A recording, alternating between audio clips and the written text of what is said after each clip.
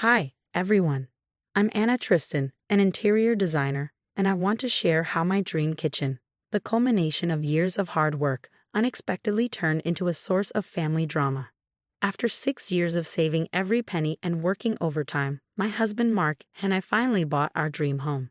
It wasn't perfect, it needed a lot of work. But to us, it was everything. Finally, our daughter Emma could have a backyard to play in, and I could unleash my creativity as a designer. Babe, I know it's over budget, but these Italian marble countertops will make the kitchen, I told Mark during the renovation. He smiled, always trusting me, and said, "You're the expert. If you say it's worth it, I believe you." The kitchen became my pride and joy. Custom maple cabinets, professional-grade appliances, and a spacious island where the whole family could gather. It wasn't just a kitchen, it was my masterpiece. And for a while, it was perfect. Emma and I baked cookies every weekend, her little face covered in flour as she said, "Mommy, I love how big the counters are." But then the visits started. Mark's mother, Barbara, began dropping by unannounced, always around dinner time. "Oh, Hannah dear, these countertops must have cost a fortune. I hope Mark isn't working himself to death to pay for all this luxury," she'd say with a smile that never quite reached her eyes. Soon, Mark's sister Sarah, fresh from her divorce, started showing up too. She'd sit at the island, running her hands over the marble. "This kitchen is amazing, Anna," she'd sigh dramatically. "After everything I've been through, I can only dream of having something like this." Her visits became more frequent and more intrusive. One Tuesday evening, as I prepped dinner, Sarah showed up with her kids unannounced. "Mom, Aunt Sarah's here," Emma called out excitedly. The door was unlocked. "I hope you don't mind," Sarah said breezily, walking in like she owned the place. "I just had to show my realtor friend your kitchen." She couldn't believe it when I described it. "Your realtor friend?" I asked, trying to keep my voice calm. "Oh, just getting some professional opinions. This layout is exactly what I've been looking for." I caught her taking photos when she thought I wasn't looking. The knot in my stomach tightened. That night, I overheard her on the phone in our driveway. "Mom, you should see how perfect it is. I know they worked hard for it, but after everything I've been through, don't I deserve something nice too?" When I told Mark, he dismissed it. "You're overthinking, Anna. They're just admiring your work." But something felt off. Barbara's lingering stares, Sarah's comments, it wasn't admiration. It was envy. Sunday dinner was the final straw. "A fresh start is exactly what Sarah needs right now," Barbara announced casually, "and your house would be perfect for her." I choked on my wine. "Excuse me?" "Mom, we've talked about this. We're not selling," Mark said firmly, but I noticed he avoided eye contact with Sarah. Barbara waved him off. "Oh, come on, Mark. Anna's expensive tastes must be bleeding you dry. Those marble countertops alone probably cost more than Sarah's first car." "Actually, I got them at a designer discount," I said, trying to keep my cool. "Designer discount or not, I heard some hefty withdrawals have been made lately," Barbara added smugly. "Small town, sweetie. People talk." I froze. Was she talking to bank tellers about our finances? That evening my cousin Amy called. "Anna, is everything okay? Barbara was at bridge club saying Mark's working 2 jobs to cover your spending." "What?" I nearly dropped the phone. "That's not true. Where is she getting this?" The next day, Sarah showed up unannounced again. "Madison, Tyler," she called to her kids. "Go help yourselves to anything in the kitchen. Anna always keeps it stocked." "The good snacks? This isn't a convenience store, Sarah," I said through gritted teeth, watching her kids raid my pantry like it was their personal treasure trove. "Family helps family, right?" she replied, unfazed. "Speaking of which, I had my realtor draw up an offer. It's below market value, but considering my situation, we're not selling. Period." I cut her off, my voice sharp. "Don't be selfish, Hannah. You can just design another kitchen somewhere else." I was still seething when Thursday's family dinner delivered the ultimate bombshell. Barbara stood up, tapping her winey glass with a spoon like she was announcing an engagement. "I have wonderful news," she exclaimed, beaming. "Sarah and the kids will be staying here while their rental gets fumigated." My fork clattered onto my plate. "Absolutely not. It's just for a few weeks," Sarah chimed in, clearly delighted. "The kids already picked their rooms." "You did what?" My voice trembled with anger. Mark finally found his voice. Mom, Sarah, you can't just decide these things without asking us. Oh, honey, Barbara said, feigning hurt. I knew Anna would overreact. This is why everyone says she's so materialistic. Heaven forbid she share her precious kitchen. Get out, I whispered, my voice shaking. Then louder, get out of my house. Barbara dabbed her eyes with a napkin, playing the victim. See how she treats family, Mark? Your sister needs help and your wife only thinks about herself. That night, Mark and I had our first real fight about his family. Maybe we could help them out for just a few weeks, he suggested hesitantly. Are you serious? They're manipulating you. Can't you see that? They're still my family, Anna. And what am I? The evil wife who won't share. They're spreading rumors about us. At the bank, at the bridge club, they're trying to force us out of our own home. You're being paranoid. No, I'm being smart. This isn't about helping Sarah. This is about taking what's ours. I stormed upstairs, slamming the bedroom door behind me. My mind raced. I needed proof, something concrete to show Mark what his mother and sister were really up to.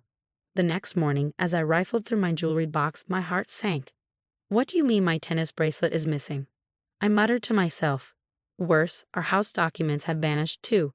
After a sleepless night, I called Linda, a private investigator a colleague had recommended. The retainer fee is steep, Linda warned during our coffee meeting. I don't care, I said. Something's not right, and I need to know what it is. 2 weeks later, Linda called. You better sit down for this, she said. Remember Sarah's sob story about her ex-husband David being a controlling jerk? Yeah, I said cautiously. Well, turns out it's the other way around. She was embezzling thousands from their business accounts. David agreed to a quiet divorce in exchange for dropping the charges. I felt sick. There's more, Linda continued. Your mother-in-law and sister-in-law have a history. Remember Aunt Patricia's house? The one Sarah lived in briefly before it was sold. Mark said Patricia wanted to help Sarah get back on her feet. Patricia didn't do anything. Barbara, acting as her power of attorney, forced the sale while Patricia was in the hospital. The money disappeared into Barbara's accounts. I gripped the edge of the table, trying to steady myself. They've done this before. 3 other family members, Linda confirmed. Same pattern.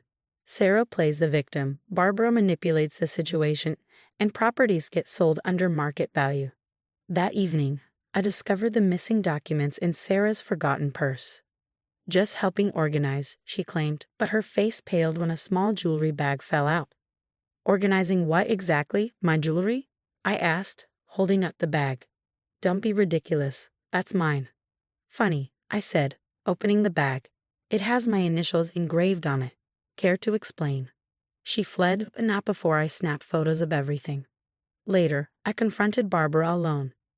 I know about Aunt Patricia's house, I said coldly. I have no idea what you're talking about, she replied, but the flicker of panic in her eyes gave her away. The power of attorney. The missing money. Ring any bells? You're delusional, she snapped. No one will believe you over family. David might, I said. I hear he's still interested in those missing company funds. For the first time, real fear flashed across her face. That night, I laid everything out for Mark. The documents, the photos, Linda's report. I don't want to believe this, he whispered, staring at the evidence. They were planning this before Sarah's divorce. They targeted us, our home, just like they did to Patricia and the others. But we need to be smart about this, Mark said, his voice steady. I trust you, Jess, and I'm so sorry I didn't believe you sooner. As we stayed up late strategizing, something became clear. This wasn't just about protecting our home anymore. It was about justice, not just for us, but for Patricia and everyone else they'd hurt. And I knew exactly how to ensure they never did this to another family again. 3 weeks later, we sat at the kitchen island, the one they tried so hard to steal, watching the aftermath unfold. Social media notifications, pinged, and family gossip filled our phones. Did you see Barbara's Facebook post? I asked Mark, showing him my screen. She's taking a sabbatical to focus on herself. Basically, she's running away to Florida. Mark smirked. After what James found about Patricia's will? Not surprising. The family group chat is on fire. My phone buzzed again, a text from Linda. Sarah just got served. Embezzlement charges and custody papers. David's lawyer says it's airtight. Mom, Is Aunt Sarah going to jail? Emma asked, wandering in with her breakfast bowl. No, sweetie, I said, kneeling beside her. But she might have to make up for some of the mistakes she's made. The doorbell rang. Standing there was Barbara, looking desperate. Please, he begged. You have to help Sarah. She can't lose the kids. We're family. Mark stepped forward, his voice calm but firm. Family? Family doesn't steal. Family doesn't manipulate. Family doesn't try to force people out of their homes. I was only trying to... To what, Mom? Mark interrupted. Steal another house? Like you did to Aunt Patricia. That was different, Barbara snapped, her tone defensive. Get out, Mark said quietly, and don't contact us again. Later that evening, Amy called with updates. Sarah's kids are staying with David now, she said. She's facing serious charges, and no one in the family is willing to help her. Oh, and Barbara's been kicked out of her bridge club. Apparently, stealing from your elderly aunt doesn't sit well with polite society. Months passed. My design business thrived. Turns out, showcasing my dream kitchen attracted high-end clients. Mark got promoted, and Emma's grades improved now that the house was free of toxic drama. One evening, while I was prepping dinner, Mark wrapped his arms around me from behind. Thank you, he said softly, for fighting for us, for seeing what I couldn't. We fought together, I replied, leaning into him. That's what real family does. Cookie time, Emma called, skipping into the kitchen with a smile. As I watched my husband and daughter laugh together, surrounded by the kitchen I poured my heart into, I realized we gained something far more valuable than just keeping our home. We'd found our strength, our truth, our peace. No toxic family members required. What about you? Would you have exposed Sarah and Barbara's schemes right away or waited to gather more evidence like I did? Sometimes staying quiet reveals people's true colors, but it can also mean enduring more pain. Drop your thoughts below.